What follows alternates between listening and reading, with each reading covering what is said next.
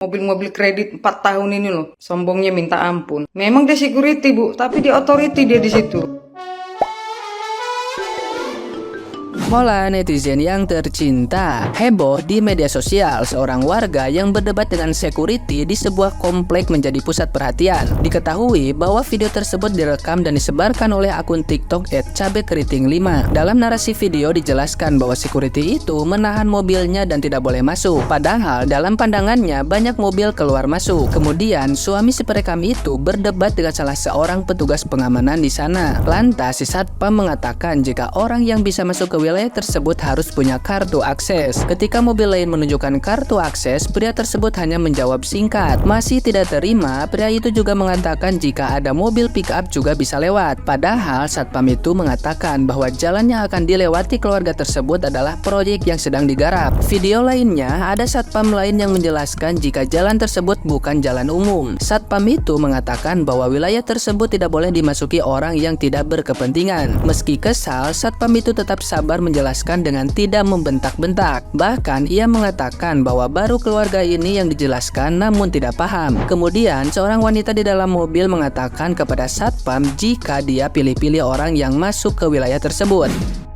Debat masih terus berlanjut karena keluarga itu tidak paham dengan apa yang dijelaskan oleh si satpam wilayah tersebut. Dikatakan jika wilayah tersebut sedang dibangun klaster. Diketahui bahwa kejadian itu terjadi di Tanjung Pasir, Tangerang. Untuk kejadiannya belum diketahui secara pasti kapan. Sementara itu belum ada informasi lanjutan mengenai permasalahan tersebut. Ini punya PT proyek, orang yang masuk tidak berkepentingan.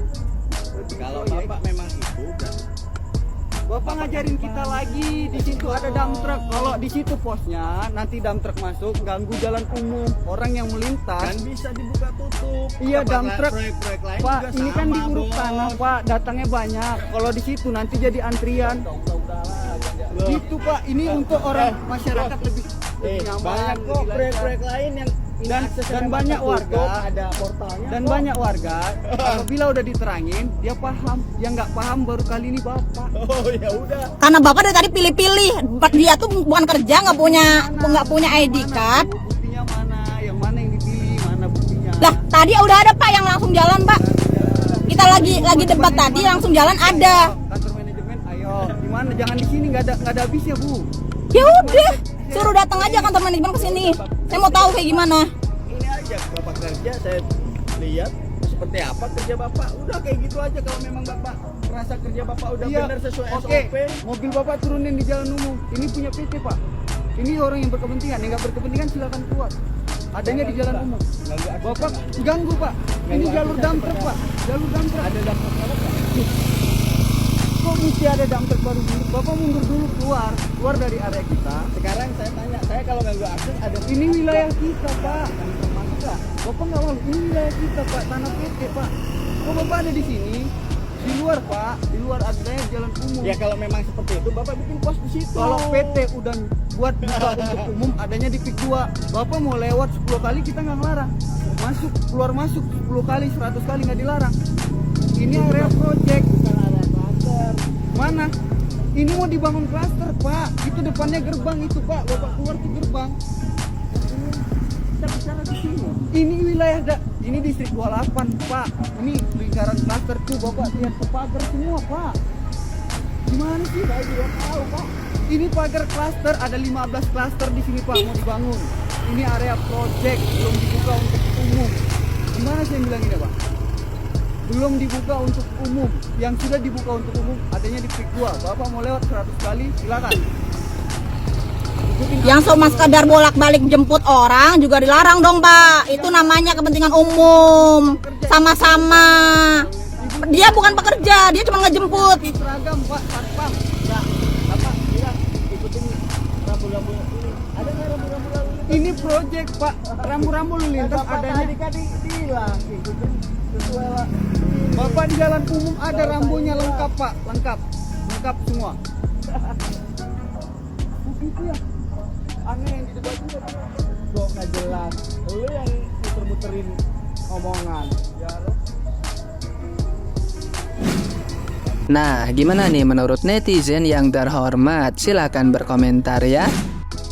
Oke, kali ini gue juga mau ikut menanggapi video yang lagi viral banget perihal orang yang merasa kayak kok gue nggak boleh masuk nih ke klaster gitu. Ya memang sih dari info yang gue tahu dia itu bukan orang dari klaster situ. Kayaknya mbaknya juga harus paham dulu kali ya sama masnya konsep awal klaster itu kayak gimana. Jadi biar nggak melenceng dulu nih mas sama mbaknya untuk memviralkan sesuatu hal. BTW kebetulan gue tinggal di salah satu klaster juga. Di sini tuh memang sama, nggak semua sembarangan masuk. Bahkan tukang jualan aja itu didata, wajib punya data. Jadi sebelum dia pendataan itu makanannya itu bakalan ditester sama orang manajemen sini, dan itu kayak oh ini aman gitu makanannya, baru dia bisa berseliweran di tempat ini untuk jualan. Bayangin ya, itu jualan loh, jualan, gimana lagi yang kayak mbaknya. Jadi kedepannya sebelum banyak komen dan memviralkan sesuatu, lebih baik dipahami dulu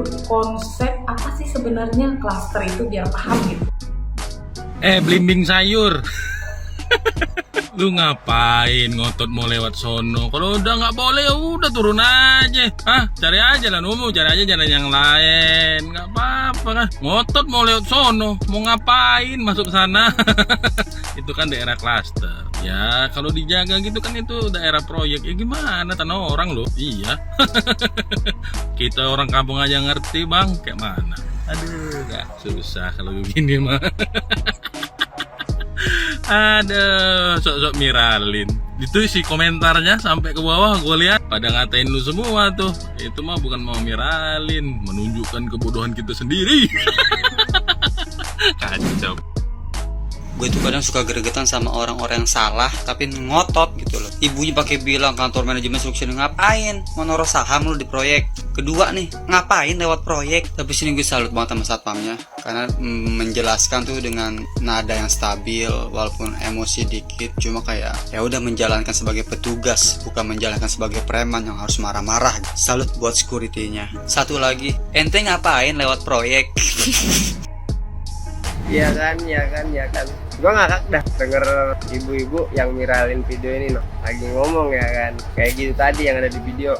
Gini aja deh bu, ibu tahu nggak jalur klaster tuh buat apa? Kan udah dibilangin sama security-nya, ibaratkan yang punya kartu akses tuh baru boleh masuk. Tapi sedangkan ibu ada tujuan apa, ada maksud apa buat masuk ke klaster? Ngotot lagi pengen masuk ke situ. Kan sudah dibilangin bu, itu bukan buat jalan umum. Klaster itu harus ada yang namanya kartu akses buat masuk. Aku dulu pernah bu kerja waktu masih di daerah yang namanya perumahan klaster lah ya. Itu bener-bener orang yang punya kartu akses bu yang boleh masuk, apalagi keluar masuk itu. Sedangkan ibu ada tujuan apa mau masuk ke klaster? Tujuan penting apa kagak? Kalau kagak penting ngapain ngotot, ngapain miralin video ini? Ntar kalau dituntut ibunya ya kan, udah dibilangin, dijelasin baru paham, minta maaf lagi. Bu, lain kali kalau mau main sosmed, apalagi kalau udah megang handphone, jangan asal miralin video lah. Kalau ibu sama bapaknya nggak tahu yang namanya jalur akses klaster, kasian juga abangnya udah jelasin panjang kali lebar, ibunya ngotot pengen masuk, malah nyalain security lah. Introspeksi diri dulu sendirilah bu, supaya ibunya nggak nyalain orang gitu. Jadi biar tahu jalur klaster tuh buat apa gitu. Pasti sudah tahu sama video yang viral tadi. Jadi ini adalah pasangan suami istri yang unik banget ya teman-teman. Jadi dia itu tuh ingin memaksa masuk ke daerah yang memang kalau bukan warga sana dan nggak punya kartu akses itu nggak boleh masuk. Nah itu sudah diperingatkan berkali-kali sama satpamnya. Tetapi dia ini tuh ngeyelnya, pasangan suami istri ini tuh ngeyel banget teman-teman, tetap memaksa buat masuk gitu. Terus sampai dia mengatakan, loh itu orang-orang yang berlalu lalang itu tuh kok bisa masuk lah, sedangkan saya kok nggak bisa masuk, padahal yang berlalu lalang itu mempunyai kartu akses teman-teman, seperti itu. Jadi dan anehnya lagi, uniknya lagi nih ya, pasangan suami istri itu tuh berniat banget untuk memviralkan Pak Sapam tersebut yang berusaha untuk menghalangi dia masuk. Ya memang dia itu kan bukan warga sana dan dia nggak punya kartu akses. Nah Itu kan nggak boleh seperti itu. Dia sampai bikin 3 akun demi ngeviralin sapam tersebut. Aduh, memang pasangan suami istri ini udah cocok banget deh. Yang satunya ngeyel, yang satunya ngeyel. Aduh, udah seperti pasangan yang memang itulah, jodoh itu cerminan diri kita sendiri, teman-teman. Aduh, kalau kita nih ya, kalau orang asing ya, contoh lah, kita kan orang asing, kita kayak mau masuk ke sebuah komplek atau apa gitulah ya, yang di situ tuh tidak boleh kalau selain pekerja dan selain warga sana, dan harus mempunyai akses dan ke kita sebagai orang lain, sebagai tamu, dan tapi kita tidak mempunyai kartu akses, dan kita tidak mempunyai kepentingan yang khusus di situ, kan yo Riko gitu ya teman-teman.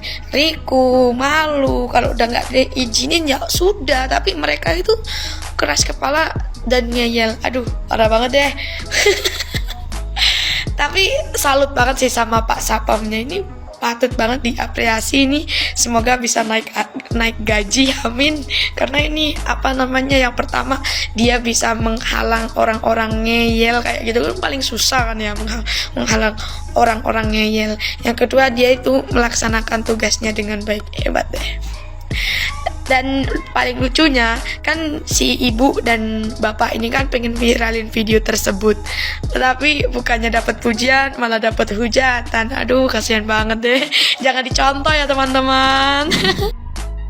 Kalian kalau misalnya mengumpulkan uang, ilmu pengetahuan itu pun kalian harus kumpulkan. Harus bisa kalian bedakan di mana orang tersebut bertugas sebagai security dan di mana dia memiliki kapasitas di dalam klaster itu. Dia itu authority loh. Jadi kalau bapak-bapak sama ibu-ibu yang lagi teriak-teriak ini nih, bisa kusinyalir orang ini nggak pernah kerja di luar negeri atau di Amerika, di Australia sana. Karena kalau dia pernah bekerja di sana, kalian kerja di kantoran, gaji kalian berapa? Tapi jangan salah, yang di pinggir-pinggir jalan di proyek-proyek itu pun mau dia security di sana itu gajinya tuh sama. Berbeda memang kalau di Indonesia ini ya seperti ini. Standar pengetahuan pada umumnya itu dia tidak memiliki standar atau parameter. Saya dulu pernah mengesis seseorang. Inilah perbedaannya. Kisah nyata di kehidupan saya, bukan katanya saya sendiri yang mengalami. Dulu pada saat saya di Qatar, saya itu kan di traffic office. Di traffic office ini ketika nanti departemen-departemen yang di terminal ini semuanya mereka sibuk, biasanya mereka minta tolong sama kita. Jadi pada saat itu keluarga Altani ini sedang berangkat. Kalau dulu kan cuma ada premium terminal sama main terminal. Traffic office itu kantornya di main terminal. Jadi karena saya di traffic office, saya terbiasa berhubungan dengan Doha KP, berarti VIP yang Al Bakir punya email tuh masuk ke kita. Nah, karena sudah tidak ada orang, keluarga Altani ini semuanya berangkat. Premium terminal tuh agak sempit. Disterilkanlah terminal ini. Jadilah si lady ini, bayangkan kenapa kita panggil dia lady. Dari titik-titik family, saya tidak bisa mention namanya, tapi dia ini memiliki saham terbesar di bahkan dia tuh punya saham di salah satu pabrik pembuatan pesawat. Antara dua itulah, kalau nggak Airbus, Boeing. Si ladies ini, karena dia tidak bisa di lounge yang di premium terminal, jadilah dia saya jemput turun dari pesawat, naikin mobil VIP, saya antarlah dia ke lounge yang ada di main terminal. Karena saya duduk di depan, mungkin dia nggak bisa marah-marahin saya. Pada saat dia ngeliat, ini kok terminal ini gitu loh. Gitu dia turun, dia masih diem tuh. Dia ngomong ini ya perbedaan orang yang sangat teramat-amat kaya ya. Dia ini orang terkaya, bisa dibilang nomor berapa di dunia lah nih orang ini. Bedanya ya levelnya. Dia cuma bilang gini sama mbak-mbak yang di lounge. Aku bilang mbak-mbak yang di lounge, orang Maroko. Excuse me ladies, I'm not screaming, I'm not angry, but for sure I am so upset and I am so angry right now. Jadi kalau di bahasa Indonesia kan dia bilang, permisi mbak-mbak, saat ini memang aku tidak teriak-teriak, tapi bisa aku pastikan saat ini saya sangat marah. Nah itulah. Beda kan? Kayak aku dulu di airport nih, kalau udah delay penumpang itu, kalau udah ngamuk-ngamuk penumpang itu ya, aku cuman tarik napas, cuman diam, ngeliati. Tapi kalau udah dibanting-bantingnya entah apa aja dilemparin security, aku panggil, nggak akan takut aku. Nih ya juga sekalian buat teman-teman ya, ketika pesawat itu delay, kalian juga harus paham loh. Airport yang ada di Indonesia semua ini calat cetak. Coba kalian bayangkan ya, boarding dari terminal 1, bisa aku nanti pesawatku itu parkirnya di N7 entah berapa itu di ujung terminal 2 sana itu. Di busnya aja dari aku boarding nih sampai aku duduk di pesawatku 45 menit. Coba itu kan salah cetak tuh. Aku bingung nih apa yang terjadi dengan arsitek yang ada di parkiran pesawat itu, Pak. Kok kayak gitu setapannya? Jadi ketika pesawat ini delay itu tidak semata-mata salahnya airlines, itu yang pertama. Yang kedua, coba deh kalian tengok timetable itu. Bisa nanti pula jam 7 itu ada 7 sampai 8 penerbangan. Cemana kalian bikin di runway itu satu itu langsung sekali 7 pesawat itu berangkat. Ngantri kan. Nah ini yang buat delay nih. Gitu ya teman-teman ya. OKB nih, jangan kelihatan kali kalian OKB. Tiru lo kalau orang kaya tuh, coba bawa mobil Eropa itu kayak gimana attitude-nya di jalan. Kalau yang Avanza Xenia sama Ayla ini loh, sama Sigra ini, mobil-mobil kredit 4 tahun ini loh, sombongnya minta ampun. Memang dia security Bu, tapi dia authority dia di situ.